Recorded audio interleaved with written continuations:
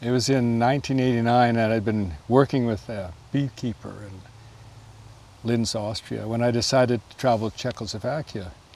Being Canadian, I didn't grow up with any distrust or hatred of communism like my friends south of the border in the States.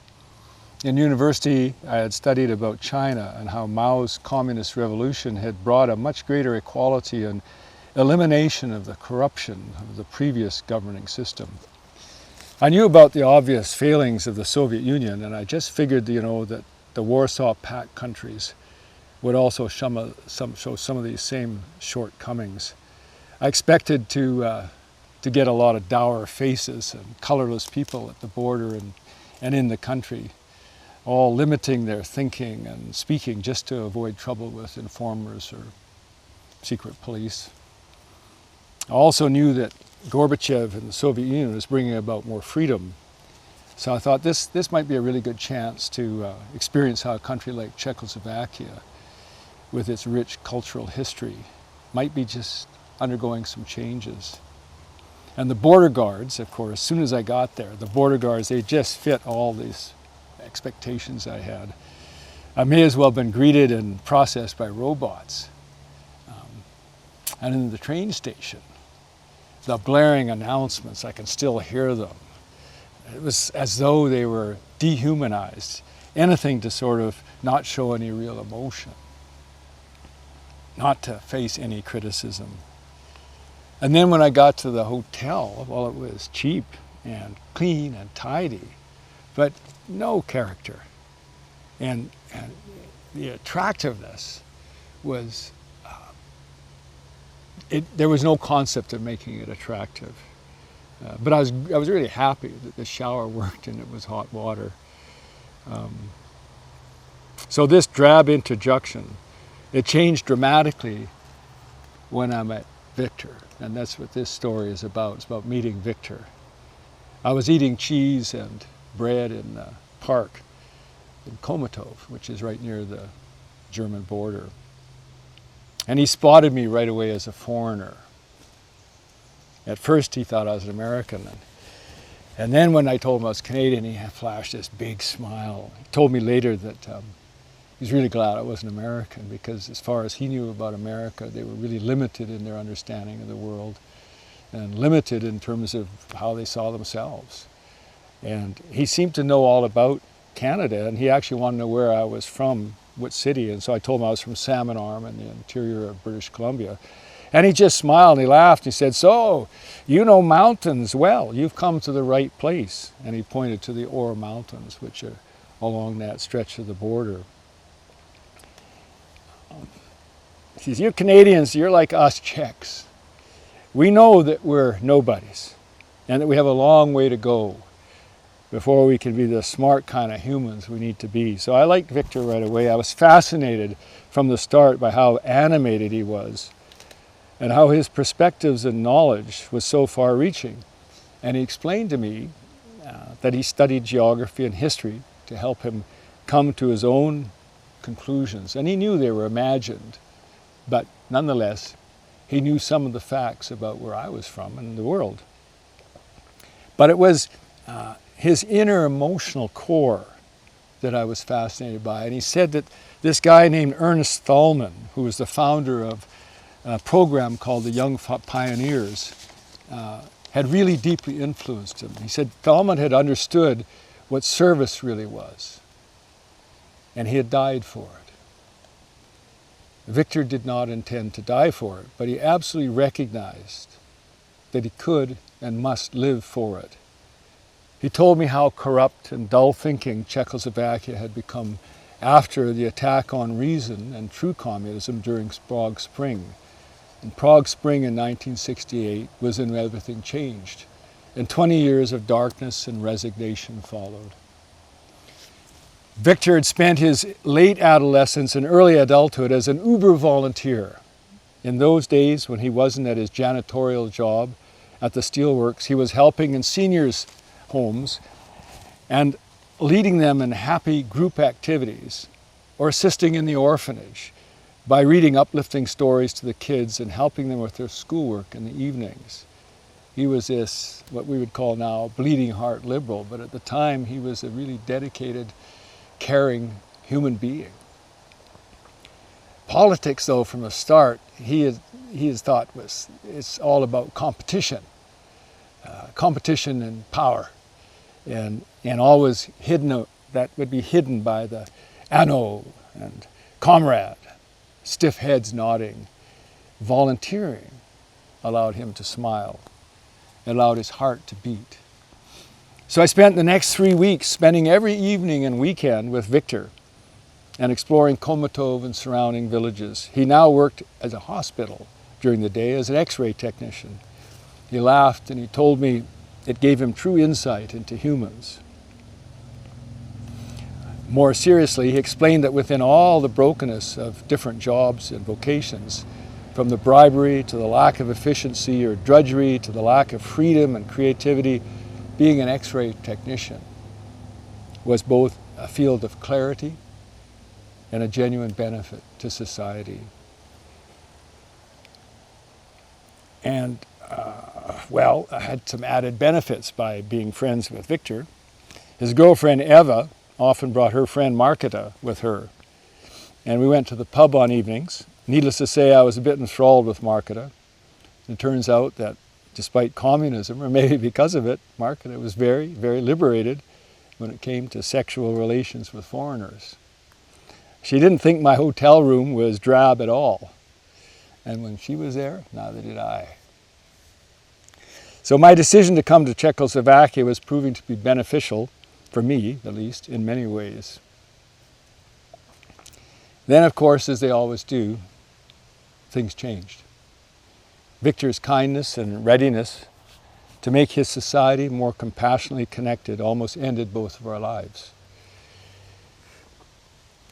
We'd been enjoying a happy night at the Cherny-Hostovar pub on a Saturday night, not even close to being drunk, when we overheard a man at a nearby table raising his voice at a woman. At first we just thought it was a lover's spat. But then the man reached over and he really roughly grabbed that woman's arm and he pulled her from her seat and then started yanking her out of the pub. Viktor said he knew the fellow. His name was Alex Novac. And so he immediately followed them. And of course I went with him. And outside, just as we arrived, Novac, a burly guy, in his mid-30s, he slapped the woman, just like that. She was almost knocked off her feet. Viktor yelled at him to stop. At first, the guy just looked at us with a puzzled look. Then he shook his head, held both his arms to his side, as though just saying, like, what's the problem, man? Viktor began speaking to him in a calm and friendly voice. He told me afterwards that he wanted to calm the situation and appeal to Novak's inner self. He referred to him as comrade, brother, and asked him to see the woman as a sister, someone who needs men's respect and protection. The woman herself, she had slumped down into a sitting position on the parking lot pavement. She held her face in her hands and was crying. Novac looked at Viktor, shook his head again and smiled, and then turned away to walk down the street. We thought it was over. Viktor went over to help the woman and she waved him away. She was drunk, just wanted to sit for a while. So Viktor said, well, I guess she'll be okay, because she said that. We should just probably let her be. So we went back in the pub, and shortly afterwards, because of this tension, Eva and Marketa decided to go home. Viktor and I relaxed a little longer. We didn't drink anymore, we just talked. And that was our mistake. Because when we did leave, there in the parking lot was Alex Novac and two buddies who looked like skinheads. They were smacking clubs into their hands. The woman was beside Novac now and holding his hand. He kissed her on the forehead and he motioned her to step aside. Viktor knew what was coming next. But instead of taking a fighting stance, he told me in English to run backward toward his flat when he gave the signal. Then he started to sing some song that it seemed to be happy. It was weird. He later told me it was a Young Pioneers song called Red Flag. As he sang, he smiled and And he held his hands out, like in a supplicating way, hoping, I guess, to calm these guys. They stopped moving towards us, and they clearly were a little bit like, what the hell's going on? And they were kind of amused. And then suddenly, Viktor whispered to me, "Run," in English. So I did. I put all of my Canadian fitness into the short, choppy strides of an Olympic hopeful sprinter. I didn't look back, but I heard yelling. Except the yelling started to get fainter, and I looked back and I saw that Viktor had gone running the different direction. I thought he'd be with me. He's running a different direction. Those guys were after him. So of course, I immediately stopped and I began running in their direction, just fast enough to keep track of what they were going to do and where they were going, but safe enough so they wouldn't see me and start attacking me. But there's no way, no bloody way I was going to abandon Viktor. And I realized he was trying to make me safe. Just like that, they caught up to Viktor. And they had him cornered. Before I could get there, one of them, the skinheads, struck him on the head with the club. Viktor went down dazed. Novac kicked him right hard in the side. I could hear that thump. I can still feel that thump. And then the three of them started laughing. That's when I flew at them from behind because they hadn't seen me. As hard as I could, I smashed the closest guy back in the head. He crumpled to the pavement. Knocked him cold, just like that. It was like just a chance thrust that got him. And then before the others, I kicked Novac right in the groin. Whew. He was doubling over just as I saw the other skinhead's club coming at me. Luckily, I ducked just enough that it caught me full in the back of my shoulder. But I went to the ground just like that. And as painful as it was, I managed to do a forward roll like I used to do in Aikido classes back in Salmon Arm. And then the skinhead came at me again. And that's when Viktor yelled. The skinhead turned around. And with that distraction, I jumped up and I put him in a chokehold from behind. And he was strong, but I just wouldn't let go. And I bit into his ear. And I kept the choke going. And he screamed and he thrashed about until he lost consciousness. And I thought it was over. I wanted to keep choking that bastard, but Viktor, bleeding heavily from the blow to his head, said, "No, no, let go, it's not his fault. Let him be, let him be." And I turned to hug Viktor after I let him go. And then in a flash, I saw the knife coming to his face. He saw it too, and he leaned slightly to the side, and the knife sliced into his cheek, but missed his jugular. And as Viktor fell to the ground, Novac looked at me with wild but uncertain rage. And I quickly grabbed one of the clubs and I motioned with my left hand. Come on, just try me. I knew from all the fights I had been in playing lacrosse back in Canada that club was a lot tougher than a knife if you have to go at it.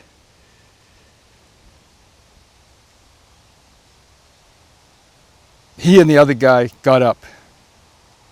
They started taunting me in English, but I knew they'd be nervous because I knew that they had done what they wanted to do with Viktor, who was bleeding, and they also knew that I could fight. And so they just said, "Enough," and they turned. And they walked, and the woman walked with them. And I was shaken because Viktor was blood streaming from the gash in his neck. He wasn't shaken. He just put his arm around me and he said, "Let's go home." Lucky man. But first I think I'll go to the hospital to get a new face. I looked at him and he was grinning at me. At the hospital, nobody asked how the wound had occurred. They just stitched his face, and afterwards we went home to bed. I expected Viktor would call the police in the morning and that we'd both go to give statements, but he just smiled and he replied that it was nice, it was Sunday, so that his face could heal just a tiny bit before work on Monday. When I asked about the police again, he said that involving them would only cause bigger problems. They would normally not care, but because I was a foreigner, they'd be forced to investigate. Novac would tell them his version about the two of us interfering with him and his girlfriend, that we had intimidated him 2-on-1, so he'd got some friends for protection, and how we had injured all of them, and how he was merely defending himself. The woman would corroborate all this, and so we might even be portrayed as the criminals. And so the cops would not care either way. I shook my head. This was not how things would be in Canada, I said. He smiled and answered back, "See, you're lucky again. Not dead, and not having to deal with deadness. And why didn't you do what I told you to do last night? Why did you come back? Why didn't you keep going to the flat?" And so I said, "I worked as a beekeeper, and if you run from bees, you'll always keep running. And if you see a friend, you run towards them." "Ah, Simon, so you're a philosopher after all. You'd make the right kind of communist, for sure. And of course, you did save my life." I remained in Chomutov for another 2 months after the attack, and each day it became more apparent how limited everything there was. Even though they were hearing about Gorbachev's initiatives, in the Soviet Union, no one really thought it would amount to anything. The default position was that it was always been this way and it's always going to stay that way. Accept your life. Socialize with friends. Keep getting older and watch time and life passing. But Viktor was always happy. I understood some of that about a week after the knife attack. I asked if he wanted revenge on Novac. He laughed and he said, "There's no need for revenge." Life had decided to give him a scar. The scar would always remind him of how easy it could have been that he had died. How easy it could have been for him not to be here anymore, but that life wanted him to live. So he considered it an affirmation. It was like being told by life that we want you to keep living. And as for the guy who had knifed him, he explained that none of more about what he had known about him before. And the word about Alexander Novac was that his mother had abandoned him as a child to be raised by his father's parents. The father was unknown, and the mother, it was said, had gone to East Germany. Viktor said that Novac was just a frightened man, like so many others, and that the scarring in him was greater than the one on his own face. So what was the need for payback? Now the real explanation for his constant happiness, however, became clearer when the last of winter left and we began our hikes into the Ore Mountains. There was one day, come here, I'll show you. There was one day when we went into an area where the ground all around us was covered with these fallen leaves, sort of like maple leaves in Canada, except they were smaller. Everywhere on the ground there was this brown, dark floor of the forest. And then we came to this one area, and I prepared this. And there was all these beautiful little green wing-light seeds, like maples in Canada, only smaller. But they were everywhere. So this bright green was everywhere that I could look in the forest over the dark underlay. And I thought, wow, what is that? What is that? Thousands of them, bright, small, green-like wings. We were walking on a brown carpet upon which nature had drawn the immaculate design with these scattered seedlings. And Viktor said, "Look, we're walking on the Milky Way. We're going in the right direction." "And which direction do you mean?" I said. "The little seedlings are everywhere." "That's the point, Simon. Isn't it all beautiful? Could it be more amazing? Let's just go over there and sit by that tree." And before we sat, Viktor put his arms around that tree and he leaned his face against the smoothness of its trunk. He held on for well over a minute, as though greeting an old friend. And then he sat down with his back against it. I thought, why not? And so I did the same. And I put my arms around the tree and I held it. And I just let myself be there. just feeling the tree and the roots that came from deep in the earth, and realizing that this other part of life had been growing there longer than I had been alive. And then I sat down with Viktor. And he said, you know, it's easy to see beauty once we slow it down, isn't it? It's so easy to feel alive. He said, I'd like to go back and embrace all those green seedlings too if I could, just embrace them. Because of this landscape. This is the landscape of existence, and I'd like to never leave. And all the rest of that day, on every hike into the mountains afterwards, it was like entering into a different dimension of aliveness. Aliveness that I'd never experienced before. And he showed me how to walk slower and more attentively. And we touched everything that seemed to have its own presence, and we breathed in all the smells and sounds that the trees, bushes, and wildness emitted. I knew that Viktor had been doing this for years, but for me it was entirely new. I was a Canadian. I knew forest and field. I knew moments, but not like Viktor knew these ore mountains. Sometimes, for no reason at all, he would just stretch his arms out wide and turn in circles, as though he had never been there before. Or he would let out a loud yelp. Hi! He told me that when he was a child, he was told stories of wolves roaming deep in the mountains, so he was howling to them now.